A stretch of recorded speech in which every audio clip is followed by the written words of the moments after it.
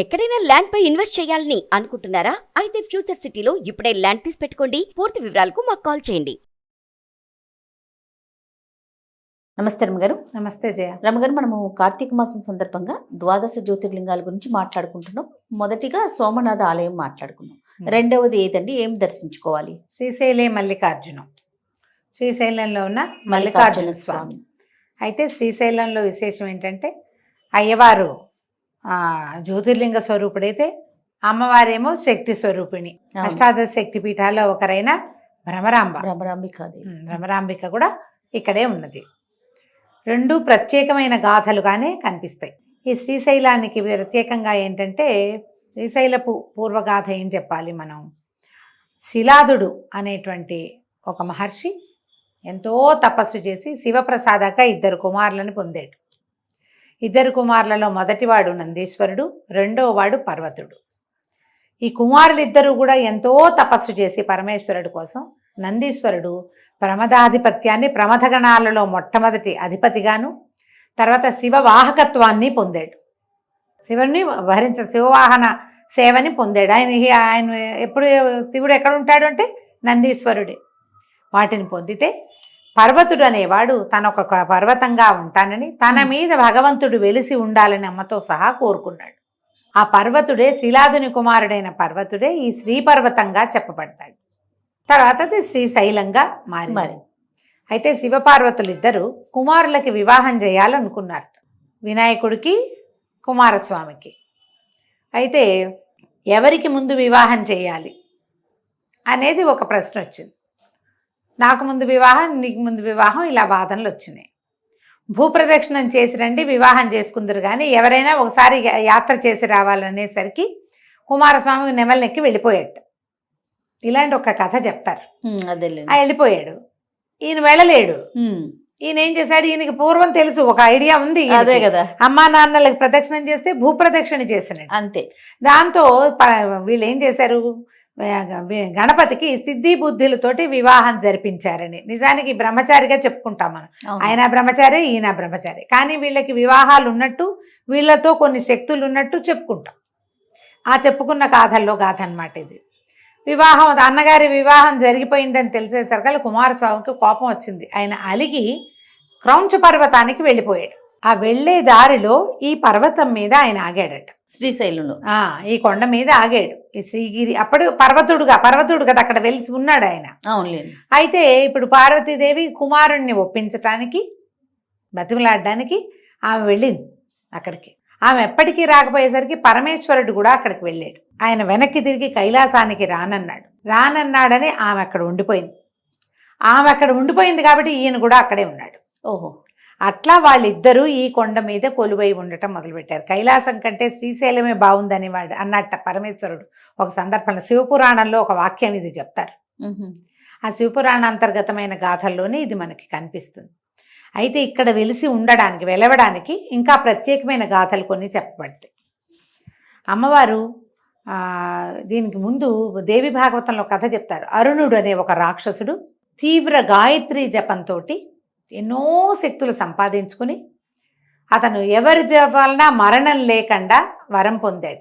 ఎలా అడిగాడు వరము? ద్విపాత్తులు చతుష్పాత్తులతోటి మరణం లేదు. ద్విపాత్తులంటే 2 పాదాలు కలిగిన వాళ్ళు, మానవులు, దేవతలు, కిన్నర్లు, కింపురుషులు, సమస్తమైన వాళ్ళు ద్విపాత్తులే. దైవాలందరూ కూడా 2 కాళ్ళు ఉన్నవాళ్ళే, 2 పాదాల వాళ్ళే. చతుష్పాత్తులు అంటే జంతువులు, 4 పాదాలు ఉన్నవి. జంతువుల వల్ల మరణం లేదు, మనుషుల వల్ల లేదు. ఇలా 2 పాదాలున్న ఎవరి వల్ల మరణం లేకుండా వరం పొంది ఉన్నాడు. పొంది ఉండి చాలా తీవ్రంగా ఈ దేవతల్ని వాళ్ళని ఇబ్బంది పెట్టేవాడు. వీళ్ళు ఏం తెలుసుకున్నారు, ఏమిటి వీడి శక్తి అంటే గాయత్రి వాడి శక్తి. అతను తీవ్రమైన గాయత్రి జపంలో ఉండేవాడు. గాయత్రి అతన్ని సర్వ విధాలా రక్షించేది. వీడు రాక్షసుడు కదా అని వాడిని వదిలిపెట్టదు దైవం. అతను చెడ్డ పనులు చేసినా, ఏం చేసినా సరే వాడి జపమే, వాడి తపస్సే వాడికి రక్షణ. అదేలేండి, అంతే. ఇంకా వాడు చెడ్డవాడు మంచివాడు నీకు ప్రపంచానికి, దైవానికి అక్కర్లా. ఆరాధకుడు ఎవడైనా సరే వాడిని కరుణించడమే దైవం యొక్క లక్షణం. అయితే ఎలాగైనా వీడి నుంచి గాయత్రిని తొలగించాలని దేవతలు ఆలోచించుకుని బృహస్పతిని పంపించారు. ఆయన సంధ్య వార్చుకుంటున్నాడు కూర్చుని అరుణుడు. బృహస్పతి వెళ్ళి పలకరించాడు, నువ్వు నేను అన్నదమ్ములం లాంటి వాళ్ళం అంటే నీతో నువ్వు అన్నదమ్ములం ఏంటి, మేము రాక్షసులం, నేనేమో రాక్షసుణ్ణి, నువ్వేమో దైవగురువి అంటే అట్లా కాదు. నువ్వు గాయత్రి చేస్తావు, నేను గాయత్రి చేస్తాను. నాది గాయత్రి మంత్రమే, నీది గాయత్రి, మనిద్దరము గాయత్రి మంత్రం వల్ల సోదరులం అయ్యాం, మేము మీరు సోదరులం అన్నాడు బృహస్పతి. అరుణుడికి నచ్చల, నీతో నన్ను సమానం చేసేది నాకు అక్కర్లేదని గాయత్రిని వదిలేశాడు. ఎప్పుడైతే గాయత్రి జపం లేదో అమ్మ తన చెయ్యి అతని నెత్తి మీద నుంచి తీసేసింది, అంతేగా, వెనక్కి వచ్చేసింది. ఆవిడ అంటే రక్షణ లేదు ఇంకా. ఇప్పుడు అరుణుడిని జయించడం సులువు. ఇప్పుడు ఏం చేయాలి? ద్విపాత్తులు కుదరరు, చతుష్పాత్తులు కుదరరు. అమ్మవారు ద్విపాత్తు, ఆమె యొక్క వాహనం సింహమేమో చతుష్పాత్తు. ఇప్పుడు ఇంకొక దాన్ని చూడాలి. ఏం చేసింది అమ్మ? భ్రమర స్వరూపాన్ని పొందింది. భ్రమరము షట్పాత్తు, 6 కాళ్ళు ఉంటాయి భ్రమరానికి. తుమ్మెదకి 6 కాళ్ళు ఉంటాయి. షట్పది అంటారు దాన్ని. షట్పదము అంటే 6 పాదాలు ఉన్నది.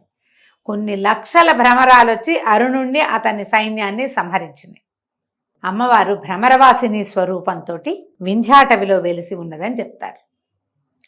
ఆవిడే శ్రీశైలంలో భ్రమరాంబికగా ఉన్నది.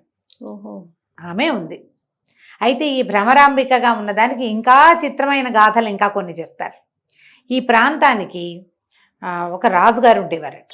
ఆయనకి కుమార్తె కలిగింది. కుమార్తె కలిగితే కుమార్తెకి 2 సంవత్సరాల వయసు ఉన్నప్పుడు ఆయన యుద్ధానికి వెళ్ళాడు. 14 ఏళ్ల తర్వాత యుద్ధం నుంచి తిరిగి వచ్చాడు. తిరిగి వస్తే అప్పుడు 2 ఈ 14 కలిపి 16 సంవత్సరాలు అయింది ఆ వయసు. ఈ 16 ఏళ్ల కన్యని ఇంట్లో చూసి ఆయన ఆమెను మోహించి సొంత కూతురు వెనకాల పడ్డాడు. పడేసరికల్లా ఆమె పరిగెత్తి పారిపోయింది. పరిగెత్తేసింది అమ్మాయి. పరిగెత్తి కృష్ణలో దూకపోయిందట. కృష్ణానది పక్కనే కదా ఉంది.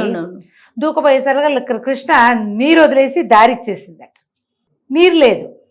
అప్పుడు ఆమెకి ఏం చేయలేక ఆ తండ్రిని, నువ్వు పచ్చల బండగా పడుండు ఇందులో అని శపించిందట. ఈ పైనుంచి ఆమెను పట్టుకోవడానికి దూకిన రాజు పచ్చటి బండగా మారి కృష్ణానదిలో పడిపోయాడు. పాతాళగంగలో నీరు పచ్చగా ఉంటుంది. శ్రీశైలంలో కొన్ని ప్రత్యేక ప్రదేశాల్లో ఆకుపచ్చగా పసుపచ్చగా కనిపిస్తాయి, నీరు పచ్చగా ఉంటాయి. ఆ పచ్చల బండగా మారింది ఈ రాజు. ఆ కుమార్తె అయిన చంద్రావతి ఈ తండ్రి బండగా పడిపోయాక పరిగెత్తుకుంటూ శ్రీశైలం కొండ మీదకి వెళ్ళిపోయింది. శివుణ్ణి విశేషంగా సేవించేదట. మల్లెలతోటి ఆయన్ని అర్చించేది. అందుకనే ఆయన శ్రీశైల మల్లికార్జునుడు అయ్యాడు. అంతే. ఆ తర్వాత ఈమె తననికి కూడా తను ఇక్కడే ఉండిపోవాలని, పరమేశ్వరుడిలో లీనమైపోవాలని కోరుకుని ఈ భ్రమరాంబాదేవి అమ్మవారి చుట్టూత తిరుగుతూ ఉండేదట. విపరీతంగా ప్రదక్షిణాలు చేసేది. ఆమె ఇట్లా భ్రమరాంబిక స్వరూపంలో వెలిసి ఉన్నదని కూడా ఒక గాథ చెప్తారు. ఆమె యొక్క స్వరూపమే ఇక్కడ ఉంది అని. ఆమె తీవ్ర భక్తితోటి దాన్ని సాధించుకుంది.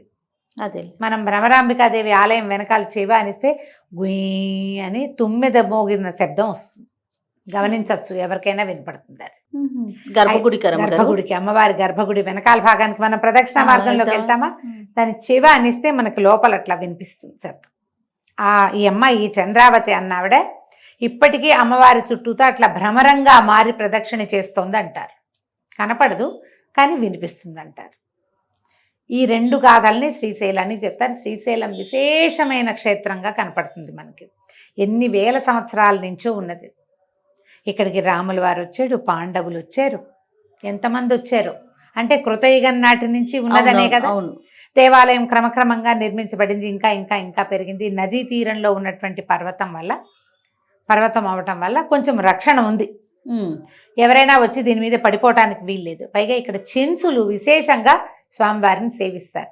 ఈయన్ని చెంచురాముడు అంటారు. శివుడికే చెంచురామయ్య అని పేరుంది. చెంచురామయ్య పేరు వింటామా? అవునండి. పరమేశ్వరుణ్ణి అట్లా అంటారు. వాళ్ళకి పరమ ప్రీతికారుడు అనమాట ఆయన. శ్రీశైల మల్లన్న అంటారు, మల్లికార్జునుడు కదా. అయితే మనకి శ్రీశైలంలో ప్రత్యేకత ఏంటంటే ఒక పక్కన కృష్ణానది, ఇది మన సాక్షి గణపతి, తర్వాత ఏమో శ్రీశైల శిఖరాన్ని చూసిన వాళ్ళకి పునర్జన్మ ఉండదు. ఆ కోరిక ఈ పర్వతుడనే శిలాద కుమారుడే కోరుకున్నాడు. నా శిఖరాన్ని చూసిన వాళ్ళు వారికి పునర్జన్మ లేకుండా వరం ఇవ్వమని పరమేశ్వరుని అడిగాడు. ఆ శిఖరమే శ్రీశైల శిఖరం. దేవాలయ శిఖరం అనే కాదు, పైకి పెట్టారు కాబట్టి దాన్ని ప్రత్యేకంగా దానికోసం అక్కడికి వెళ్ళి అవేమిటో ఇట్లా నూరుతో ఇది చేస్తాం మనం. ఓసారి తిప్పి అప్పుడు చూడమంటారు. అవును. చాలా కొద్ది మందికి కనిపిస్తుంది జయ, తక్కువ మంది చూస్తారు. అందరూ పైకెక్కి చూస్తాం కానీ ఎవరికే కనపడేది కనిపించిందంట.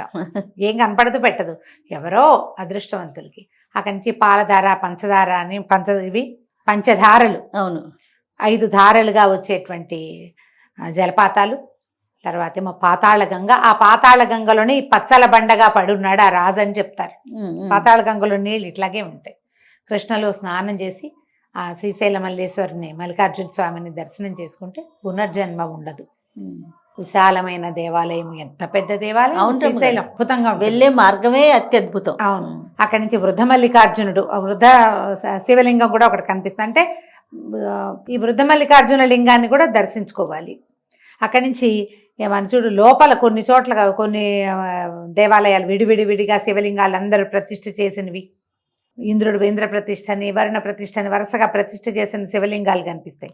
ఇక్కడ నుంచి మెట్లు పైకెక్కి వెళ్తే అమ్మవారు నవరాంబికా స్వరూపంలో దర్శనమిస్తుంది. శక్తిపీఠంలో అమ్మవారు శక్తిపీఠం, శక్తి స్వరూపిణిగాను, అయ్యవారితో పాటు వచ్చి కూడా అక్కడ ఉన్నట్టుగాను, రెండుగాను మనకి తెలుస్తూ ఉంటుంది. అది ఇది కూడా భ్రమరాంబికను చూడడం అంటే అబ్బో ఎంత విశేషమైన స్వరూపమో.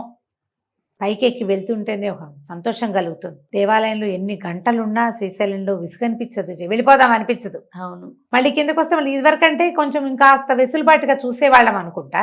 ఇప్పుడు ఒక రవ ఏమైంది, కొంచెం ప్రోటోకాల్స్ అవి పెరిగిన తర్వాత మనం ఒక లైన్లో వస్తామా, మళ్ళీ వెనక్కి రానివ్వరు, బయటికి వెళ్ళిపోవాలి. అమ్మవారి వెనక నుంచి బయటకు వచ్చేస్తాం. మళ్ళీ వెళ్ళాలంటే ఇదంతా తిరిగి మళ్ళీ మొదలు పెట్టాలి. అవును కదా. ఇది వరకు ఎప్పుడో 30 ఏళ్ళ నాడు అమ్మవారిని చూసి మళ్ళీ వచ్చి అయ్యవారి కిందకు వచ్చేసి శివలింగాలన్నీ చూసుకుని మళ్ళీ అయ్యవారి దర్శనానికి వెళ్ళేదాన్ని నేను 3-4 సార్లు చేసే అట్లా. ఈ మధ్య వెళ్ళినప్పుడు ఎప్పుడు అట్లా కుదరలేదు. పైగా మంచి రష్ కాలం, ఈ పండగల రోజుల్లో వెళ్తే పిచ్చి వెర్రి ఎత్తిపోతుంది జనం చాలా. మనకి శ్రీశైలంలోకి అడుగు పెడుతుంటేనే మనకు సాక్షి గణపతి కనిపిస్తాడు. ఆయన కనిపించాలని, లేకపోతే మనం వచ్చినట్టు సాక్ష్యం ఉండదని అంటారు. ఇటు వచ్చి వీళ్ళిద్దరిని చూసిన తర్వాత చాలా మంది వెళ్ళేది ఏంటంటే ఇష్టకామేశ్వరి. అవును, ఆమెను కూడా చూసొస్తారు. మేము మొదటిసారి వెళ్ళాలా, రెండోసారి మేము వెళ్ళినప్పుడు కోవిడ్ పాండమిక్ తర్వాత వెళ్ళాము. అప్పటికి వెళ్ళనివ్వటల్లా, అక్కడ దాకా వెళ్ళి తిరిగి వచ్చేసాం. వెళ్ళి చూడలేదు. ఈసారైనా వెళ్ళాలి. ఒక్క శ్రీశైలంలో అయ్యవారిని మాత్రమే చూసొస్తాం అనుకోకుండా, అయ్యవారి అమ్మవారిని చూస్తాం అనుకోకుండా, దేవాలయం అంతా చక్క ప్రదక్షిణ మార్గంలో ఉన్నటువంటి అన్ని శివలింగాలకి, యమలింగము, బోలెడు లింగాలు కనిపిస్తాయి. అవునండి. అందరికీ ఒక్కొక్క నమస్కారం చేసుకుని ప్రత్యక్షంగా నిలబడి పరిగెత్తుకు రాకూడదు జయ. ఆలయాలకు వెళ్ళినప్పుడు పరిగెత్తుకు వచ్చేసేయకూడదు, ఫ్లయింగ్ విజిట్ లాగా చేయకూడదు. కొంచెం తాపీగా వెళ్తే మనం ఆ లోపల ఉన్న ఆ పాజిటివ్ ఎనర్జీని తీసుకోగలుగుతాం. కరెక్ట్. శ్రీశైలం గురించి మన ప్రాంతం వాళ్ళందరికీ తెలిసిందే, కొంచెం బయట ఉండే వాళ్ళకి తెలీదు.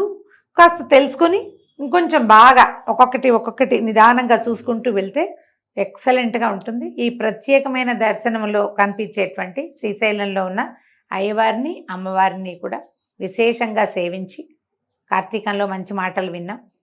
ఎప్పుడు కుదిరితే అప్పుడు సరైన దర్శనంతో బయటికి రండి దేవాలయంలో ఇచ్చి. తప్పకుండా రమ్మగారు. నమస్తే జయ.